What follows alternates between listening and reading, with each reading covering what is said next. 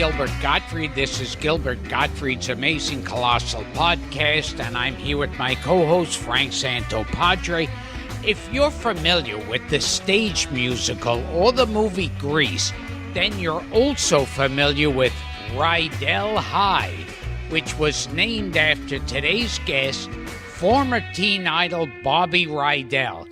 We sat down with Bobby in the George Burns room at the Friars Club, and we chatted about his hit songs like Volare and Wild One, and about working with people like Red Skelton and Milton Berle. And yes, Milton Berle's penis did come up in conversation. And about his role as Hugo Peabody in Bye Bye Birdie, not to be confused with Mr. Peabody in Problem Child.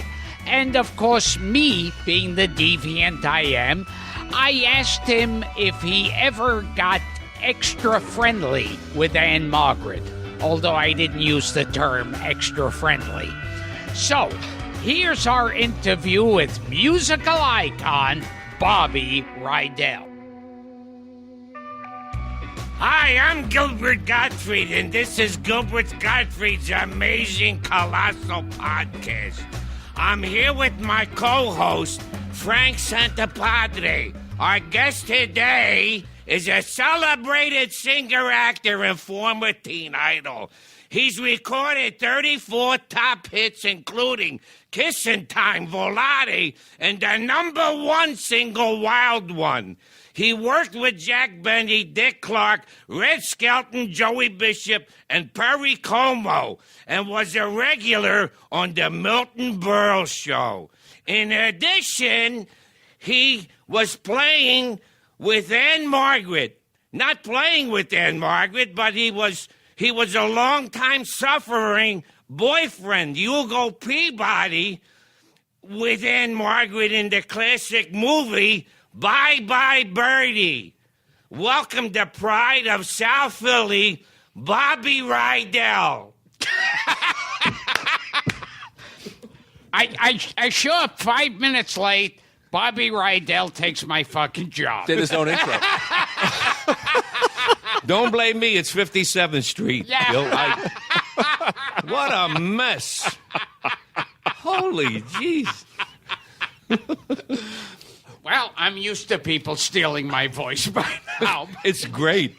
I love it. I love it. The one thing, because as you had on the show some time ago, Frankie Avalon, a very dear friend, and I started to do one of the jokes that you did, and Frankie just went crazy. And the joke was, so this guy goes to the doctors, and the doctor said, I got bad news. You got cancer and Alzheimer's disease. And the guy says, thank God I don't have cancer. That's the joke. I loved it. And Frankie fell down. Now, tell us who told and how he told you. No. Because I love you, Gilbert. And I just went on YouTube, and you do something like 10 jokes, and the one with the cancer and the Alzheimer's disease, That one stood out to you. Oh, yeah, absolutely, absolutely. So I did that for Frankie Avalon. But I heard Frankie Avalon, after he did the show, he was raving to you. Oh, he loved doing the show with you. And Frankie said to me, you got to do it. You got to do Gilbert's radio show. And I said, great, I'll try and get in touch with him. I'll call Dick Fox, my manager, and see if he can arrange something. And here we are. That's a pretty good impression. I have to tell you, Bob, it's pretty good. Okay. You started out doing impressions. Before we turned on the mics, we were talking about Crazy Guggenheim, one of your early impressions. Who originally, the character was John L.C. Savoni. Then when he went on to the Gleason show, he became Crazy Guggenheim, But, yeah. Well, okay, here. Yes. Hiya, Joe. Hi. No, I'm crazy. Yeah, wait. Hiya, Mr. Donahue. Hey, Crazy. It's Crazy Guggenheim. Hi, Joe. How's everything doing?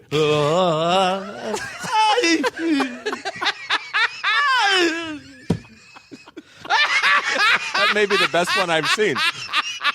You know, Joe, I was reading this magazine, you know, Americans Magazine, and it was talking about Christopher Columbus, and he was really terrific. His mother said, "Hey, Chris, what are you doing around the house?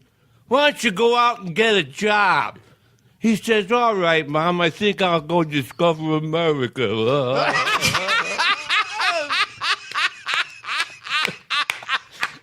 Best Frank Fontaine I've heard. Yes. Tom No, you Leopold. know who does a great Fontaine? Who's that? Steve Lawrence. Does he?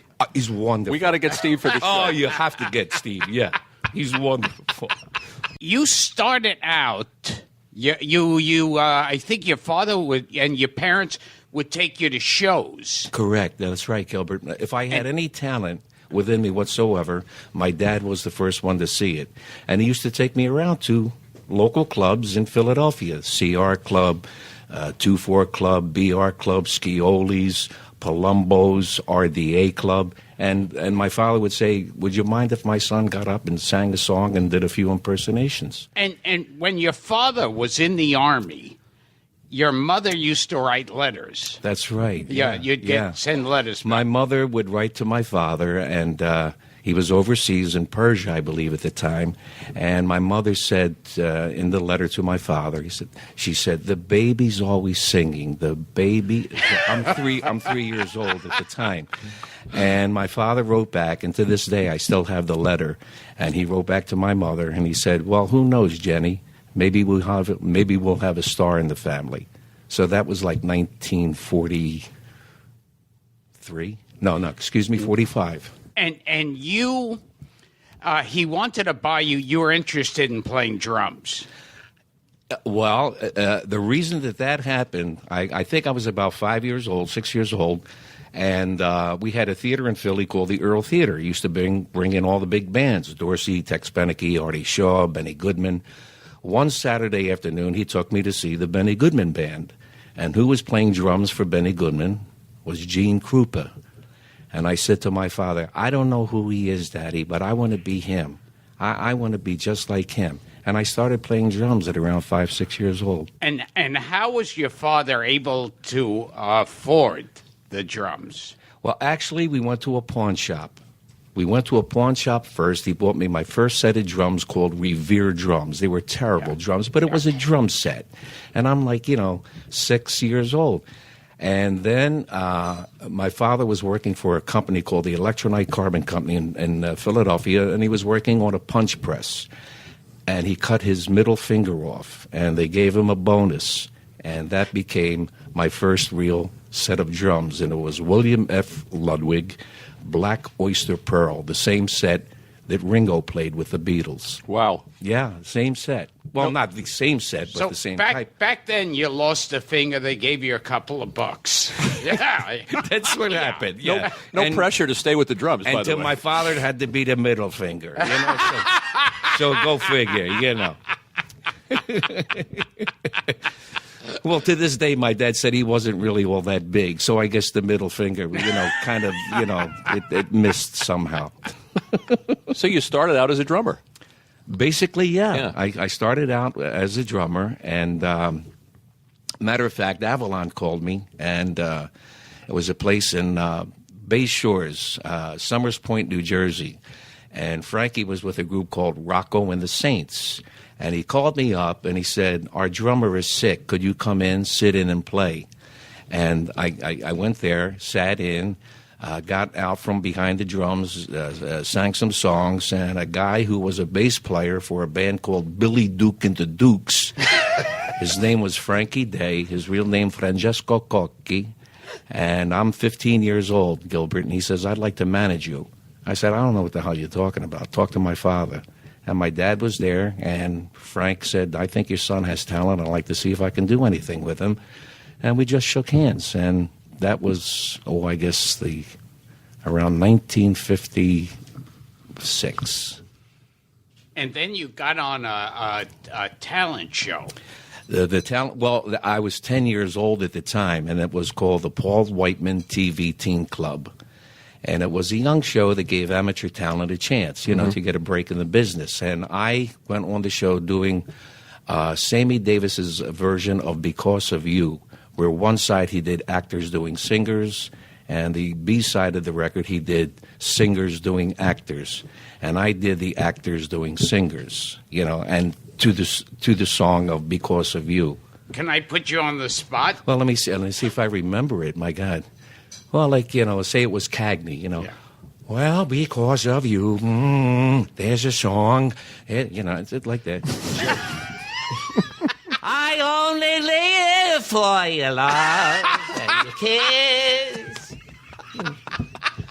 What was the I Sammy? just hurt myself. What was the Sammy impression? What was the what? There was a Sammy. Oh, no, there was no Sammy. At the end of the record. Oh, I got it. On the B side of the record, Sammy says, and now this is me. Because of you, my life is now worthwhile. So he does all of the characters. It was you impersonating Sammy impersonating famous people. Exactly. I assume you probably did a John Wayne or something, or a Bogart. Well, I'll tell you, Pilgrim. I didn't do John Wayne on that. No, I didn't. Was good. Yeah, pretty good. Yeah. Well, did Frank do his Wayne thing for you? Oh, yeah, he did. He did. Because he was in the Alamo. Well, yeah. Duke, Frankie, that was his first motion picture, the Alamo. We did Dueling Lugosi's. That's right. Remember that. That's right. No, Frankie... he's funny. He's funny. He says to me, Bobby, you do great impersonations. And I say, Frank, you're not too shabby yourself. And he says, I do an impersonation that nobody does. And I said, who's that, Frank? And he said, Ed Wynn. I said, Ed Wynn. And we were leaving a restaurant in Cleveland, my drummer, myself, Frankie, and his wife, Kay. I said, Ed Wynn? And he just went like this. Do you know my son, Keenan? Good. And I fell down, man.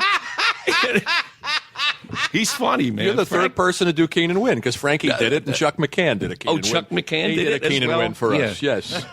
And it was hilarious. It was absolutely hilarious. And the thing he told me about John Wayne was in the movie The Greatest Story Ever Told, when he's a Roman. Yes. Right? Soldier looking up at Jesus Christ on the cross. And his line is, well, I guess he really is the Son of God. And the director, whoever the director was at the time, okay, Duke, there's lightning, there's thunder, action. And Wayne looks up at Jesus Christ and he says, well, I guess he really is the Son of God. No, Duke, cut. I mean, any John Wayne movie, if it was The Quiet Man, well, that's a good stretch of the legs. That's the way the man talks. So you won the talent show with Paul Yes, Whiteman? I did. Okay. Yes, I became a regular on the show at 10 years old, and I was involved with production numbers, and the sponsor of the show was Tootsie Roll. And I won on the show. I think I still have some Tootsie Rolls left from when I was 10 years old. Little hard, but, they're still good. And became a regular, and then at 11 years old, the show went off the air, and I was out of a job. Now, when did you get on the Red Skelton show? Let's see, I must have been, I guess maybe 20 years old. And he was just marvelous, Gilbert. He was really super fine. And for I think I did somewhere in the vicinity of 12 shows with Mr. Skelton. And Cecil Barker, who was the producer, said, I understand that you do an impersonation of Red, one of his characters. I said, yeah, I do Clem Kadiddlehopper. And Red was off with the David Rose Orchestra rehearsing something, and Cecil Barker said, can I hear something, And I said, I started going, get there, boy, get there. And Red overheard me, and he started talking back to me as Clem Kadiddlehopper. And I was I was the only character, the only person on Red's show to mimic one of his characters. And the episode was Clem Kadiddlehopper, and I played his cousin Zeke Kadiddlehopper. And, he kind of took me under his wing because he lost his son Richard at 15 years old via leukemia. And for some reason or another, he just treated me like his son. He was wonderful, just wonderful to work with. Let's take it back a little bit, Bob. You're working with Rocco and the Saints at this point, yeah, because Frankie brings you into the band. Correct. I just filled in for a drummer who was sick. You filled in, and you get a manager out of the experience. I get a manager out of the experience. And what happened then? Well, like I said, the man's name was Frankie Day, and you said, "Talk to my dad." I know nothing about this. I don't know what you're talking about. Be my manager. I'm 15, 16 years old. So we shook hands. My father and Frankie Day shook hands, and no contract. No contract. Wow, just a handshake. And Frankie took me around to a lot of the record companies, Columbia, RCA, Capitol, and they were all turn downs. And I was kind of getting frustrated at the time. And then our last thing to do was to go back home to Philadelphia and audition for a label called Cameo. And the owner of the label was a man by the name of Bernie Lowe. And when I was on the Paul Whiteman show when I was 10 years old, he was the piano player for the Paul Whiteman Orchestra. Okay? So I don't know if he remembered me from back then when I was 10, and I auditioned with a gentleman, and we sang a song called Buddies. And nothing ever happened, but I got a phone call from Frankie Day saying that Bernie would like to sign you, meaning me, to Cameo. Wow, now I'm, I guess at that time I was close to 17 years old. And I recorded 3 songs for Cameo, and they all bombed. They did nothing whatsoever. And I started saying to myself, we tried every other record company. Now we're here locally in Philadelphia. 3 records did nothing. I was really happy playing drums, so that's what I, You would have been happy then with that. I would have been extremely happy playing drums. Because I was pretty good. I was a pretty good player. To the point where my teacher in Philadelphia, a man by the name of Sam D'Amico, said, I can't teach you anymore. He says, if you want to study anymore, you're going to have to go to New York City and study with like Sam Milano or people like that. I said, no, man, I'm done studying, man. I want to play. I just want to play, man. Dang, dang, a dang, dang, a dang. I just want to play, man. I'm done studying, And lo and behold, after the 3 records, Bernie Lowe, Cal Mann, and Dave Apple write a song called Kissin' Time, which became my first hit the summer of 1959. I was 17 years old at the time. And that was it. And as they say, the rest is history. The rest is history. Yeah. How many records approximately did Kissin' Time sell? A lot.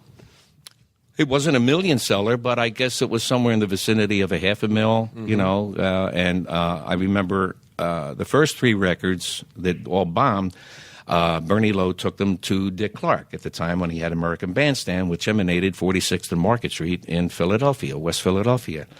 And Dick turned, the 3 records down. And basically, they were all dubs, acetates at the time, And then Bernie took Kissin' Time, and Dick put the needle down, and he said, that's a hit.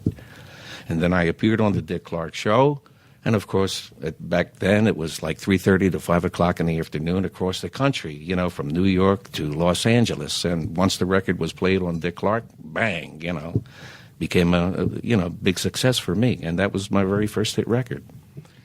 And so now was the beginning of your teen idol. Yeah. Right. Yeah. And now, when did you you were going out with a girl at the time? Yes, I was, yeah. And you were told to keep hush-hush about that. Right, because, you figured back then, there was myself and Avalon and Fabian and Paul Anka. You had the Everly Brothers, of course, Presley, And my manager said, you can't be seen with a girl because there's a lot of fans out there who think they may have a shot, at a Bobby Rydell. And my wife, who she passed away in 2003 via breast cancer. We were married 36 years, and she was a wonderful woman. So anytime we were out together, if she came to see me at a concert, she was always introduced as, oh, this is Bobby's cousin, Camille, or this is Bobby's friend, And it was never like... Amazing. You had the look available. Well, part of the marketing. I met Camille prior to me, becoming successful. I was 15 years old at the time. And 10 years later, we got married, and it was a great 36 years. She was a great, great lady. Why does so many, we asked Frankie this, why does so many teen idols seem to come out of that part of the country? I always said... I always said there was a water trough on 9th and Dickinson. And if you put your feet in it, you became a dancer. If you drank out of it, you became a singer. If you put your feet in your mouth and you drank it, then you became a singer and a dancer. Who the hell knows what? I don't know why so many people, but it is amazing. I mean... well, you and Frankie and James Darren. I was on 11th Street. James Darren was on 10th Street. Fabian lived a half a block away from me on 11th Street, and Frankie was on 9th Street. We love the Fabian story. Frankie told us about the thing with the ambulance. I mean, how he was first discovered. Are you sure he wasn't talking about me? Was he? No, he's talking about the kid that was sitting on the stoop. Well, that was Frankie's first manager, and Fabian's first manager was a guy by the name of Bob Marcucci. Sure. And Bob just happened to be driving on 11th Street. Yeah, exactly, the movie The Idolmaker. And he happened to be driving on 11th Street, and there was Fabian. Yeah. Sitting on the stoop. And he just decided the looks of the kid and said, he was a good-looking That's guy. a teen idol. Oh, my God. Fabe was like 15 years old. He tremendous looking. Don't look too good now. But, and Marcucci said, I'd like to manage you and have you record a record. And Fabian said something like, can I make money, doing this? And the guy said, absolutely. Bob Marcucci said, absolutely. But boom. The ambulance, I in 2012, July 9th of 2012, I went through a double transplant. I had a new liver and a new kidney. And then 2013, I had a double bypass, right? And Fabian would say, during the show, The Golden Boys, which is Avalon, Fabian, and me, he said, I think Bobby's here. He said, I saw the ambulance parked outside. That's funny. The version, I think, that if I have the story right, that Frankie told us was that Fabian was sitting on a stoop, that somebody had a Dick Fox is here, and he's nodding. Yes, that's the true story. Was it Fabian's uncle or dad or... His father. Oh, his father. Right. Oh, okay. Right. All right. And the kid was sitting on the stoop, looking kind of concerned, or for his dad. Yeah. And then Marcucci spotted him and said, "That's a face. I could make a star out of this kid." I didn't know about the ambulance. I'm awfully sorry about that. Yeah, but and Fabe's father was a Philadelphia cop. He was a cop for a lot of years. Okay, tell us about Jack Benny. Always fascinated about Jack Benny.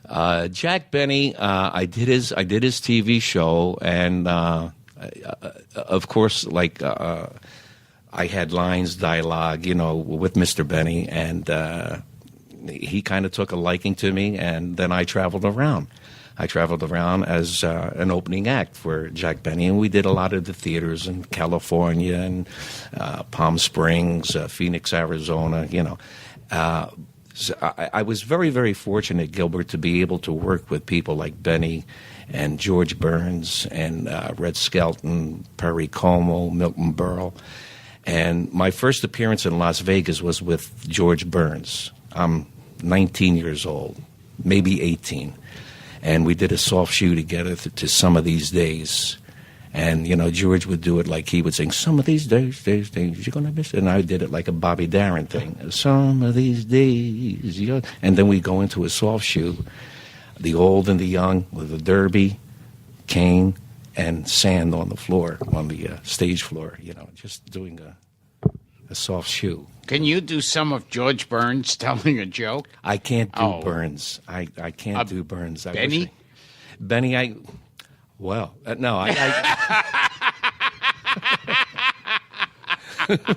And it's come full circle because we're in the George Burns room right now at the Friars Club. Ah, that's right. We should point out. Yeah. Tell us about the Pompadour in the Teen Idol days. Bobby, you had a famous one. Oh, I did. I had a lot of hair back then. Where'd it come from? Where'd it come from? Yeah, was it my head? I put a little oil, I put a Brill cream, and the thing it grew. Was it part of the whole? Was it part of the image making? Well, we all had hair back then. All of the guys, from South Philadelphia, we had hair, and I had a big pompadour, and now it's gone. Now I carry one that's portable. Yeah, it's nice. This is a portable hairpiece. I carry Looks it around good. with me. Yeah, it is a good one. It is. I heard Frankie Avalon, because you had the pompadour and you were really skinny at the time. Yes, I was. He had a nickname for you. I forget how. It's in Italian. It means pipe cleaner. I was so thin. I was. He said one time Bobby and I were running for the bus, and Bobby stepped on a piece of chewing gum. Never made the bus. Never made the bus. You know what's cute about a hairpiece? When I went through my my double transplant, of course I'm in the hospital. I don't have my hair on, and 6, 7, 8 months, whatever it was later, we're doing some venues in Florida. Frankie, Avalon, and Fabian. And then we do a meet and greet, right? And there's an elderly lady who maybe was, I would say, 68 years old. She came in the back with some old pictures and some old 45s. And she said, "Oh, Bobby," she said, "I'm so happy. God bless you. You came through this surgery, and everything is wonderful." I said, "Thank you. That's very sweet." She says, "May I ask you a question?" I said, "Absolutely." She said, "I didn't know they shaved your head for transplant surgery." I swear to God. I looked at her. I said, "Sweetheart," I said, "this is a hairpiece." She looked at me and she went, "No, it's not." I said, "You want me to take it off? I'll take it off." Yeah, I know.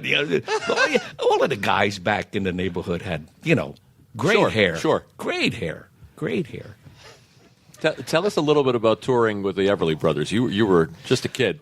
I only did one appearance with the Everly Brothers, and that was my first time in Sydney, Australia. Yeah, and we worked the Sydney Stadium, and we did Sydney, we did Melbourne, we did Adelaide, we did Brisbane, we did Perth, and they were absolutely wonderful. How old were you? Let me see. I was 18 years old. Wide-eyed kid from Philly. Yeah, and now you're in every city Here in Australia. I am in Australia, yeah. And I was there just this past February, and that was my 23rd visit to that marvelous country. Wow. All right. I have a really good fan base here, but Australia, I mean, when you get into oldies, they are right on top of everything. I mean, they are tremendous. They don't forget. They don't forget anything. And, I'd be in the audience, and there's signs. They make signs. "Bobby, you came back like a boomerang, mate, good on you, mate. I love you, And it's I don't know what it is, but it's always been wonderful for me. Gilbert's big in Melbourne, aren't you, Gil? Yes. Are you really? No, I've never been there. I've never been. There is. Melbourne, Florida? Barry's big. You must have been there. Yeah, it's a retirement community. Right. I'll join you soon. Now, tell us about Bye Bye Birdie. Bye Bye Birdie. I screen tested for George Sidney, who was the director. And I screen tested with Anne Margaret. And when you screen test, they just roll the film, okay, you talk about yourself, how you grew up, your family, this, that, what are your aspirations, this, that, the other thing. Read a few lines from the script, and Anne and I sang together. I think we did One Boy, and one boy, one girl, one special girl. And that was it. Mr. Sidney said, "Thank you very much." And I go home to Philadelphia. I get a call from Frankie Day, my manager, saying, "You landed the part of Hugo Peabody." I said, "Wow, man, this is fantastic." And went out to California for close to 6 months to film Bye Bye Birdie. And the part that I played, Hugo Peabody, in the Broadway show, he did nothing. He was more like a nerd. I mean, he did no singing, no dancing. I don't think he had a line in the Broadway show. And for some reason, Mr. Sidney saw some kind of magic between Anne Margaret and myself. And each day that I would go to Columbia Studios, my script kept getting bigger and bigger and bigger and bigger to the point where there were a lot of lines, there was a lot of singing, there was a lot of dancing.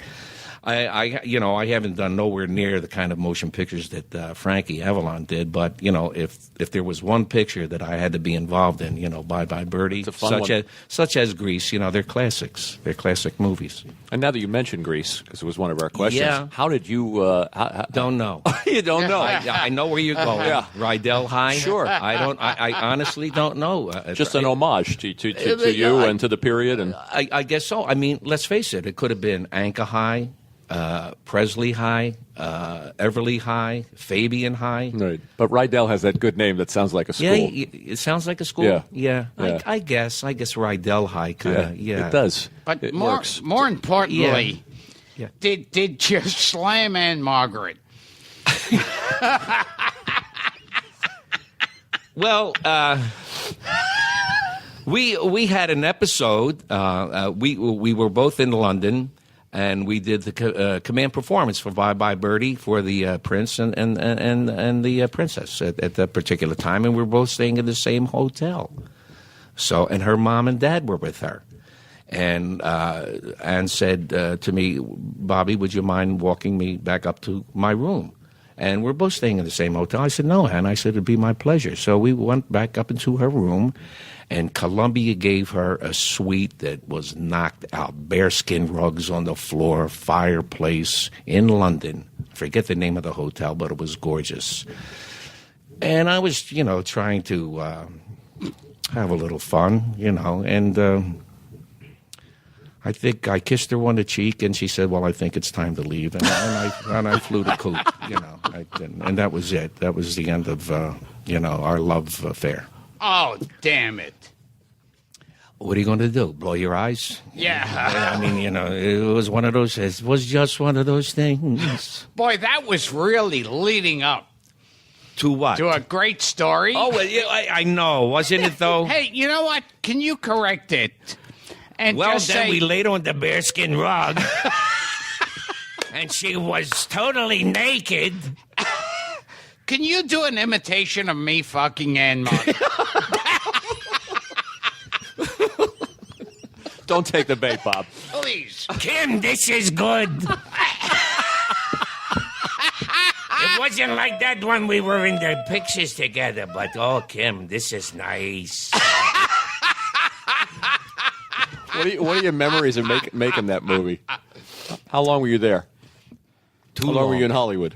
Too long. It ran on. Musicals tend to. Well, Lots big of productions. Living took 2 weeks to rehearse, 2 weeks weeks. to shoot. Yeah, Really? 2 weeks to shoot.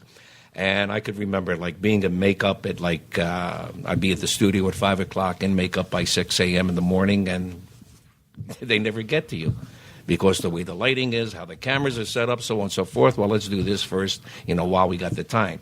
Everything is set up. So there are some days I just sat around, twiddling my thumbs, wishing that I was with Anne Margaret. Any memories of Paul Lynde or Dick Van Dyke or any of those other luminaries that were in the film? This is my first time, not my first time in Hollywood, but Sure. my very, very first motion picture. And to be involved with the people who were in Bye Bye Birdie, like you said, Paul Lynde, Dick Van Dyke, Maureen Stapleton. Sure. I mean, it was a pleasure. I just, every day, I look forward to going to the set every day. Like I said, some days they didn't use me, but it was just great just being around to see, how movies were made and what they do. But they were all just, they were just wonderful people to work with. How about that dance? Did they call it the birdie? I don't think it had a name. Yeah. The Lots of Living number? Yeah. I mean, it must have taken weeks and weeks. It took 2 weeks to rehearse. A girl by the name of Anna White was our choreographer, and she had an assistant by the name of Tommy Pankow. And Anna White broke her foot, and she taught us all of the moves, Bye Bye Birdie, the Lots of Living number on crutches. Wow. She did it on crutches, man, with a cast on her foot. Here's a little Bye Bye Birdie trivia Gilbert would like. I read, and this may be bullshit, but that Groucho's daughter Melinda was one of the uncredited teenagers. I believe she was. I think Melinda was, one of the girls screaming for Conrad Birdie. Yeah. I believe she was. As was Melody Patterson from F Troop. Wrangler Jane. If IMDb is to be believed. Do you do a Groucho imitation? No, I don't. No. Paul Lynn? I don't do. Gilbert does a lovely Paul Lynn. Yeah. Let me hear you do. Paul. Okay. Well, according to a story Yes. I heard, I think Frank found it, that at the end of the filming of Bye Bye Birdie, Paul Lynn screamed out, "I'm the only one in this cast who didn't want to fuck Anne Margaret." There you go. That's great. That's a great Paul Lynn. Told you. Wonderful. I warned you. That's great. And after Bye Bye Birdie, you could have stayed in Hollywood like Frankie did and some of the others did. Yeah, but you chose not to. No, I'm an East Coast guy, and I love the East Coast. I love New York. I love Philadelphia. I love Boston. I love Jersey. And I could never live out in California. And Frankie would say to me, "Bobby, Avalon, Bobby, come on. Why don't you move out to California? We could play golf every day and this and that." And I said to Frank, I said, "You know what, Frank, by the time I move out to California," I said, "Montana's going to be oceanfront property." I said, "Because you people are nuts out here with the fires and the earthquakes and the mudslides." He said, "Yeah, Bob, what about back home, when it gets cold?" I said, "You know what, Frank, I can always turn up the heat. It's no problem. I could be nice and cozy and warm." But I wasn't a California guy. And you were a regular on the Milton Berle show. It didn't last too long. I think the show was only on the air for about 6 months. And I think the director was Bill Dana. Oh, wow. Wow. Yeah. Can you imitate? No, wait a minute. Yeah. What did he? My name, Jose Mene. Good. Now, this is... Oh, God. Yeah, he was the director, and Milton Berle happened to be a very, very fine songwriter. He did a lot of great tunes, and he wrote a song called "You Gotta Enjoy Joy," and that was the theme song of the Milton Berle show. And at that time, I was on Capitol, and I recorded with all of the studio cats, in L.A. And being a drummer, on the date was Louis Belson. Playing on the tune that I had to record for Capitol. You got to enjoy joy, and the chart was a great chart. It was a Bob Florence arrangement, who was a marvelous arranger, and the chart was cooking. Everything was swinging, and I went over to Louis Belson, and I said, "Louis, when we get into the top verse, you got to enjoy joy." I said, "Can you just play it on a closed hi-hat?" He said, "Is that what you want, Bob?" He said, "I'll play it." And then I turned around and looked at myself. I'm saying, I'm telling Louis Belson what the hell to play on my record, which is kind of stupid, but he was a super dynamite guy. And he did. He played it on a closed hi-hat. And then when the thing opened up where, the reeds and the brass and everybody comes in, blah, boom, pap, pap, pap, he starts swinging. But, and I traveled around with Milton, promoting the show. And I think we followed a show which I believe Jimmy Darren was on, called Time Tunnel. Oh, sure. We talk about that show. Oh, I remember that show. Irwin Allen show. Yes. I think we were both on ABC, and Time Tunnel was first, and the Milton Berle show followed after Time Tunnel. I remember because the Green Hornet used to be on before Time Tunnel. Ah, there you. How did you? And then the Berle show. And Now, yeah. Now, something very important. Yes, sir. Did you ever see Milton Berle's penis? I've heard a hell of a lot about it. Dick Fox is raising his hand. Dick is waving his hand from across the room. You've seen... Your manager nodded his head. He's seen Milton Berle's penis. What was the line that Red Buttons, was it Red Buttons who said, that Milton had passed away, but they're still keeping his penis on life support? That's funny. Yeah, something like that. Hey, do you want to come over here and tell how you saw his penis, please? Oh, come on, be a regular guy. Poor Dick Fox. Yo, Dick. What about Milty's reputation as a joke thief? You know anything about that? Oh, well, you've heard that forever. Sure. Sure. Nothing like that ever. I never witnessed it. No, I never witnessed it. But that's the saying that he stole from everybody. Yeah. You know, 2 guests on our show at least have seen Milton Berle's penis. Or claim they- to have. Yes, yeah. Yeah. Well, Dick Fox. Yeah, hell, that makes Fox. Dick three. Fox. That's right. Okay, so there was also Jeff Ross and Alan Swibel. Correct. Both claim that they- Milton Berle would put his penis on a serving tray and walk around with it as a joke. No, there's another story. Okay. There used to be a comedian in South Philadelphia by the name of Guy Marks. Oh, Sure, we know yes, Guy yes. Marks. Sure. Okay. F. Drew. Sure. M-A-R-K-S. Yeah, Guy, yes. He was originally on the Joey Bishop show. Yeah. And he was getting more laughs than Joey, and Joey got the hell rid of him, and went with Martin, the comedian. Dick Martin? Not was it? Oh, jeez. Okay. Well, anyway, Guy Marks was known to be very well endowed, and This is gold, Bob. it's a true story. And the Rat Pack, meaning Sinatra, Sammy Davis, Joey Bishop, Dean Martin, they dressed Guy up as a waiter at this big function in California, and they got Guy's unit. And they put it on a tray, and Guy was going around with the tray and his unit, and a Hollywood makeup artist made his unit to look like salmon.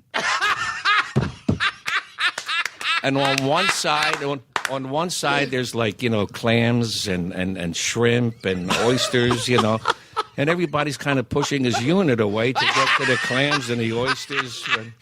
It's a true story. Incredible. True story. This Guy Marks. So on this show, I discovered Guy Marks had a big dick. Oh, I mean, I knew Milton Berle and Forrest Tucker. Those were the famous ones. Guy Marks, did he have, Guy did he have an Marks. American Indian bit? Wasn't that his big bit? yeah, he did it on D. Martin Roast. Indian Sergeant or something yeah, like that? where he was great as far as impressions. Funny guy. He did Gary Cooper, Bogart, and Robert Mitchum, and he was wonderful. And he would do this Indian, and the three guys are there. And he's doing it.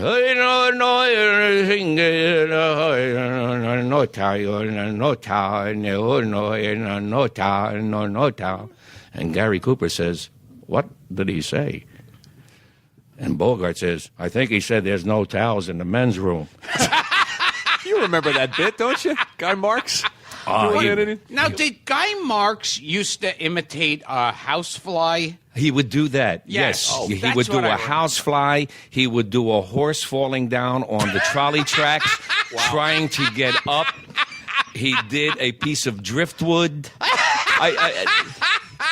He was really something. He was really something, Guy. I had the good fortune to work with him at a local club in Philly called Palumbo's, owned by a man by the name of Frank Palumbo. He was funny, man. Did he ever show you his penis? No, I never saw it.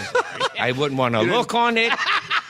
You didn't go for the salmon. I don't want that salmon. I don't want to look on it. I don't want to touch it. I don't want to, Since you brought up the chairman of the board, we have to ask you about meeting Frank for the first time. Yeah, okay. The first time I met Sinatra was at the Copa, and I'm 19 years old, and who's working the Copa but Joey Lewis?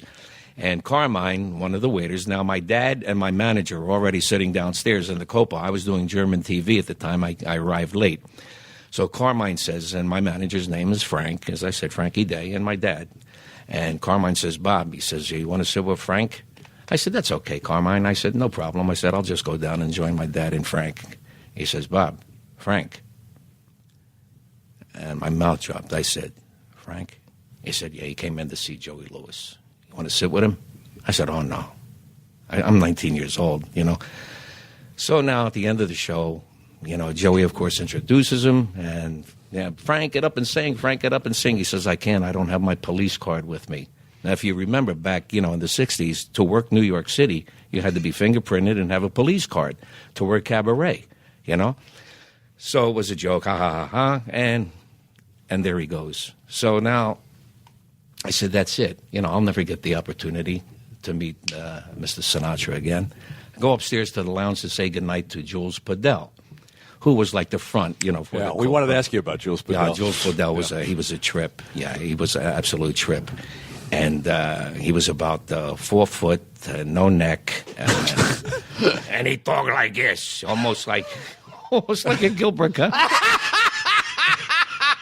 Jules Podell is a legend. Yeah, absolutely, absolutely. I mean, when he used to sit in the back of the room and he'd knock his ring on the table, and like there'd be 15 captains, 40 waiters, yes, Mr. Podell, yes, Mr. Podell. So I go upstairs to say goodnight to Podell. Through the kitchen doors comes Mr. Sinatra. I said, Uncle Julie, all I want to do is shake his hand. You want to meet Frank? I said, I'd love to. Now, he's sitting at the table with Sammy Kahn, Jimmy Van Heusen, Richard Conte, and Joe DiMaggio before all of the Marilyn Monroe, bullshit. And Frank is sitting, and we're walking, coming to with Jules Podell, and Mr. Podell hits Frank on the shoulder. I mean, he really hits him on the shoulder. I went, Jesus, oh, my God. He says, Frank, I want you to meet the kid. Sinatra stood up, with them blue eyes. He put out his right hand. He said, how you doing, Robert? Called me Robert. I said, fine, Mr. Sinatra. How are you? He says, I'm just wonderful. He said, would you care to join us? I said, it'd be my pleasure, Mr. Sinatra. So I'm sitting down. I'm 19 years old. Sammy Kahn, Jimmy Van Heusen, Richard Conte, Frank Sinatra, Joe DiMaggio. He says, Robert, what do you drink? I said, Coke. I figured if I said Scotch and water, he'd smack me in the face, But I've got a wonderful picture with him. We were up in the lounge, and he's got his left arm around me, and under his right arm, he has my picture, my album of Rydell at the Copa. And it just says, to Bobby, best always, your friend, Frank Sinatra.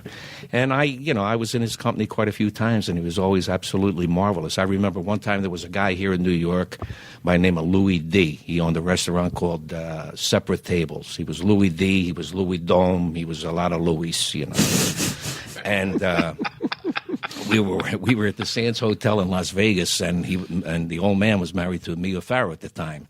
So it's Mia Farrow, Joey Lewis, myself, and Mr. Sinatra. And Mr. S says, what are you up to, Robert? I said, well, Mr. S, I said, I'm up for a motion picture, Walt Disney. And he looked at me and said, you'll never get it. I said, excuse me, Mr. Sinatra? He said, Bobby, Italian, aren't you? I said, yeah, you know that, Mr. S. He says, you'll never get it. I never did, and I never asked why. Wow. That was it. I just, What was the picture? Can you share? I haven't a clue. Oh, I was up for a motion picture with Disney. Don't know. Interesting. Yeah. So I guess the only one Walt Disney liked, Italian, was Annette Funicello. Yeah. Yeah. So this means Walt Disney hated both Italians and Jews. Well, evidently that's what I hear that's going around. That cockeyed son.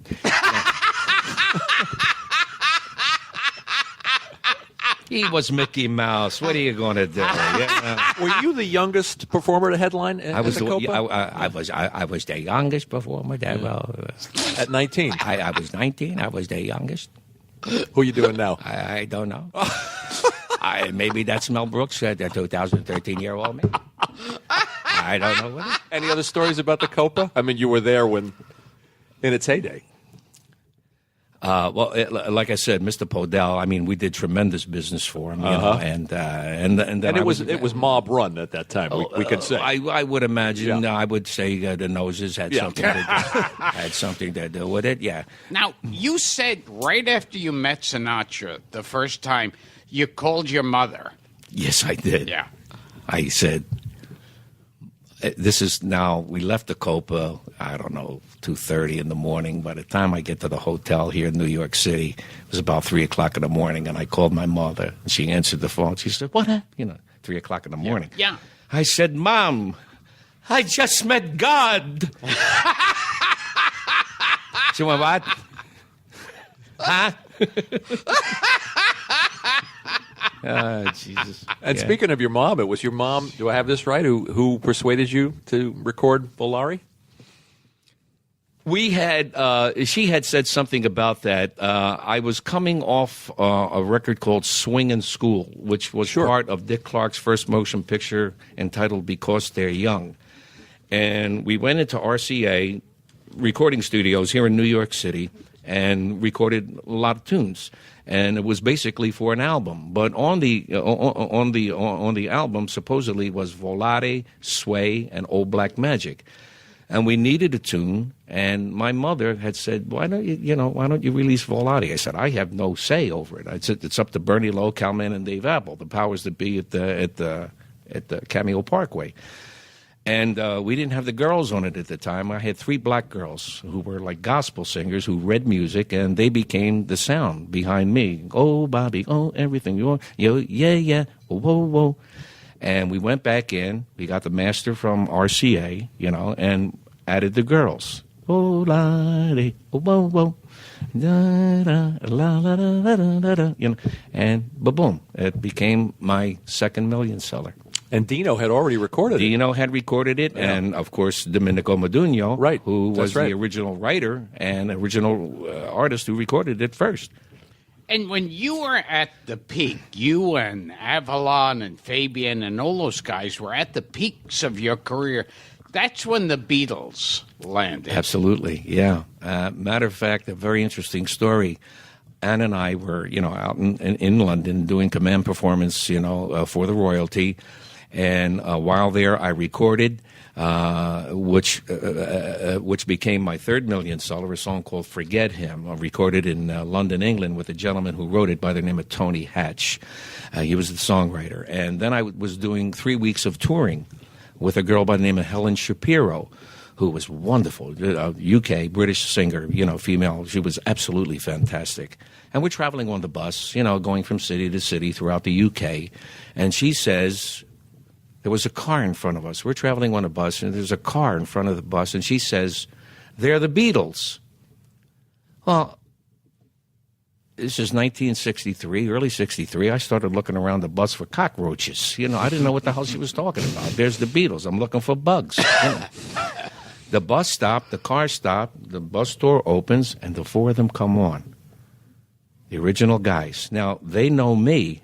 I don't know who the hell they are, And I met the 4 guys. And to this day, I could kick myself in the ass, for not having. That would have been a phenomenal, picture. Oh, sure. Just a great picture. And then I go home. 6 months later, bam, the Ed Sullivan Show. Yeah. Ladies, here they are.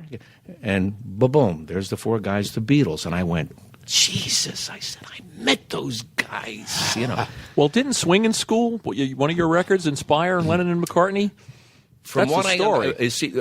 Paul McCartney, yes. As a matter of fact, he did a documentary, I believe, McCartney, and he mentions me in the documentary. Now, I always thought, for some reason, it was a song called We Got Love, because Paul McCartney said, we got yeah, yeah, yeah from Bobby Rydell. Right.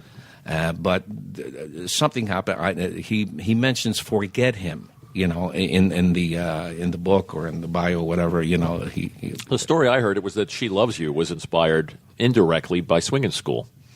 That they wanted to do a song like Frank. that. Is that Swingin' School? Yeah, huh? That's what I hear. I could be wrong. Interesting. We'll research it. Yeah. But wasn't that like a point where, like, now all of you who were at the height, now it was like, oh, forget it. Yeah. Absolutely, yeah, because all of the disc jockeys in the United States started playing, what was called the British Invasion, and it was all British and British and British and British, and it kind of killed, the American recording industry at that particular time. And then as time went by, I guess the disc jockeys started thinking to themselves, hey, it's enough of this. Let's start playing, our own product. And then it started, rebuilding again. But, yeah, the British Invasion hurt a lot of us guys, yeah. Absolutely. And as did the closing of clubs later.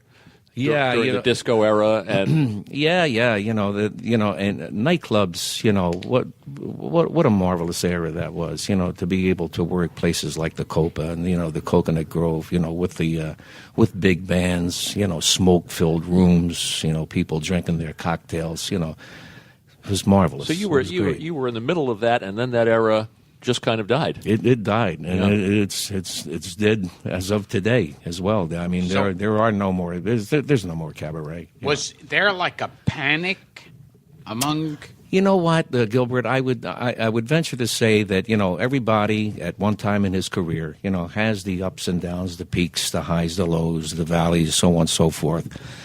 But I kept plugging at it. I kept working. I wasn't making the greatest money at the time, but I wanted to keep working. Keep working, keep my craft in tune.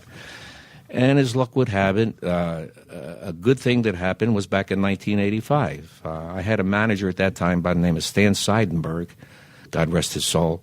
I don't know if he's dead or not, but I don't really care, to tell you the truth.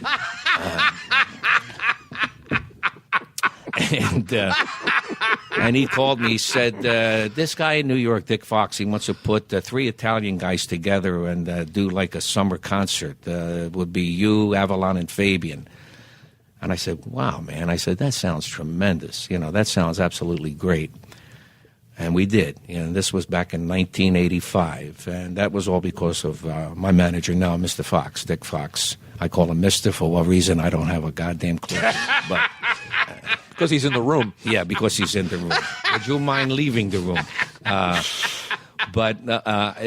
And really, I think for the 3 of us, it was kind of a resurgence. We started it back in 1985, and Frankie and I looked at one another. We said, "Oh, it's just going to last a year, 2 tops. It's over. It's 2015. We're still doing it. It's bigger today than it was back in 1985. 30 years, and it's great. I mean, we have fun." Frankie says, here we are, 3 guys on stage hanging out. And we used to hang out on a corner together, in South Philadelphia. But here's the 3 of us hanging out on stage. It was like old times, like being in South Philadelphia again. And you're still doing it. You're still doing it. You're still booked solid. Yes, we are. I love it. Yeah. And Frankie Avalon said something that he said he has never seen a father and son anywhere near as close as you are with your father. Yeah. My mother, she was an evil person. A lot of people don't know this, but matter of fact, I'm coming out with a book. And hopefully it'll be out sometime. I was just going to ask you if you've written a book. Yeah, you should. I'll tell you, so many people, because of the stories that we're kind of like talking about. Bobby, you should put, why don't you write a book and tell all these stories? Sinatra and Benny and then George Burns and Red Skelton, yada, yada, yada, so on and so forth. And nobody really knew the true Jenny Rydell. But my father, when he passed away, a part of me just left, because... like I said earlier, if it wasn't for him, I wouldn't be around today. We should also point out to our listeners that your dad quit his job. He'd been there 20-some-odd years, and he quit his job. Actually, I took him out of work. You took him out of work? Yeah. I said, Dad, that's it. You're not going to the machine shop anymore. You're not going to lose any more fingers. and how did you employ him? He just... hang around. Did he become your road manager? Well, not even. I had a guy at the time. There was a guy. Just wanted Dad around. He was a Guido. Guido the guide, and no, he'd come to me. Japan, Hong Kong, Australia. It's great. Long way from the machine shop. The first time my father ever got laid beside my mother was in Australia somewhere. He was so happy. What? How did he meet this? Huh? There was a guy there. There was a guy. His name was Norman Erskine. And he said, "Come on, Pop, we're going to get you a lady here." And he took my father into whatever motel we were staying in, the King's Cross, and there was a lady there. And my father said, "Hey, there's ladies here," Simple as that. Simple as that. Oh, God. I just want to ask you real quick, Bob, about Joey Bishop. Because I saw a clip of you guys doing shtick on YouTube. That was great. Oh, that was the Joey Bishop show. Yeah. Well, Joey was a South Philly guy too. Right, He lived around Fifth and Porter. I was 11th and Moy-Mensing. Not that walking distance. About 5-6 blocks, something like that. Right.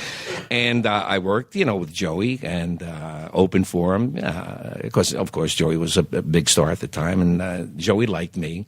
And matter of fact, Joey hosted the Tonight Show. I was filling in for Johnny Carson. Don't remember who the director or the producer was, but Joey wanted me on the show. And the guy says, no, he says, you can't have Bobby Rydell. And Joey said, hey, look, he's a South Philly guy. I want him on the show. The reason being that I was so close with Red Skelton that my manager at the time, Frankie Day, didn't want anything to, to kind of interfere with my appearance on the Red Skelton show and the Tonight Show. Don't remember, who it was,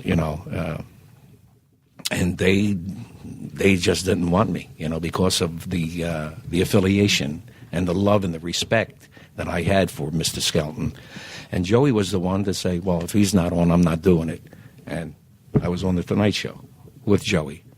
And he was great. He was a great guy. It's a strange career, isn't it? You started out, you were just content to be a drummer, and suddenly, you wind up being practically a comic because you wind up doing comedy. Oh, I love doing comedy. I absolutely love doing comedy. There's a great bit that Frankie and I do when just Frank and I work together, and it was a bit that was made for Martin and Martin and Lewis. No. Oh, Steve Rossi. Alan and Rossi. Alan and Rossi. And it's a punch drunk fighter routine. Frankie plays, the straight guy, and I'm the punch drunk fighter, right? And the bit goes on and on. It's a pretty funny bit. But Frankie says to me, he says, everybody had a nickname, back then, like Boom Boom Mancini, Tommy Hitman Hearns. And he said, did you ever have a nickname? And I'm talking like this, right? I said, right, Frank. I said, my nickname was Quits. He said, Quits? He said, how the hell did you ever get the name Quits? I said, well, when I was first born, my mother and my father, they took one look at me and they said, let's call it Quits. But the bit goes on. It's about, I would say a good, 8-minute piece of material. And then he says to me, I understand that you, at one time, you wanted to be a singer. And I say, yes, and I do Because of You as a punch-drunk fighter. Because of you, so in my heart. So if somebody comes to see you and Fabian and Frankie, they're going to get comedy as well as music. Well, there's some bits in the act? We used to do a lot of bits. There's some things that happen like spontaneously. Like stuff will happen. We don't necessarily do a lot of comedy. There's some comedy lines in the show. Yes, of course. I remember one time.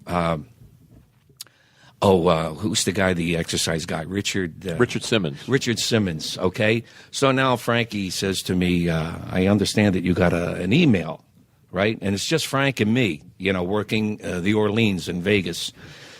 And he says, can you read me the email? And I read to him. I say, Dear Bobby, I think you're absolutely adorable. You're cute. You're one fine singer. And I would really love to spend some quality time with you and jump all over your bones. Frankie says, wait a minute. He says, this is a friend, that's an older audience. We can't talk like that. He says, but wait a minute. He says, I guess I know who sent you that telegram. I said, guess. He says, Anne Margaret. I said, no, Richard Simmons. No, excuse me. He said, Anne Margaret. I said, no, Richard Nixon. I don't know what the hell happened. Richard Nixon. You were supposed to say Richard Simmons. I was supposed to say Richard Simmons, and Frank and I just look at one another. The band is falling down altogether, and Frank and I just lose it. But, I mean, there are the type of things that happen, There are things that happen that you just can't write it down, Oh, did you ever see Frank Sinatra's penis? No, I didn't see that. that. Now, we're going to... Nor Milton Berle or Guy Marks. Oh, yes. Did you ever meet Elvis? Or Forrest Tucker. How about the Beatles? The Beatles. Wait a minute. Dick Fox is raising his hand. He's saying he's seen Frank Sinatra's penis. And he don't like Sinatra. He's a doo-wop guy. Did you ever meet Elvis in your travels, Bob? Never met Never him. met the king. Nah, never met We're in a him. movie Wow. about the king, but never met him. Never met Yeah. him. Yeah, that's right. Conrad Birdie was Elvis Presley. Yeah. So, in your book, will you have dirt on the Rat Pack? Not dirt so much on the Rack Pack. There's certain stories about, a couple of people that I knew, and there's one particular story that I will not relate right now. Damn it. Yeah, Save it for the book. this is Is for the that book. the one where you fucked Anne Margaret? I didn't say that. You said it. I said, I wish I did. Now, to wrap up the show, you repeat everything I say. Hi, this is Gilbert Gottfried. Hi, this is Gilbert Gottfried. And this has been Gilbert Gottfried's Amazing Colossal Podcast. And this has been Gilbert Gottfried's amazing iPod Colossal cast and with people that come and talk to me. With my co-host, With Frank Santopadre. Santo Padre, my co-host, Oh, God. And, who's Italian, That's right. and he's making us meatballs and spaghetti. You forget it, buddy. and we've been talking to the legendary singer, Bobby Rydell. Thank you very No, much. you're supposed to say Who was it again? The legendary we've been talking to, Bobby Rydell. Thanks, Bob. It was a treat. This is my pleasure. Thank you, Frank. Thank you, Gilbert. It was an absolute, genuinely great time. It Next really time we'll was. have you back to thank sing. Okay, that'll be good. Yeah. That'll be fine. Could We you can- take us out with a little bit of something? A couple of bars? Can we impose on you? A couple of bars? I'm going to one right now. I can't do that anymore. Volare, whoa, cantare, whoa. Let's fly way up to the cloud. Now, if you want to hear any more, you got to come and pay the money. Fantastic. Bobby Rydell. Yes, Mr. Fox. Thank you, buddy. Thank you.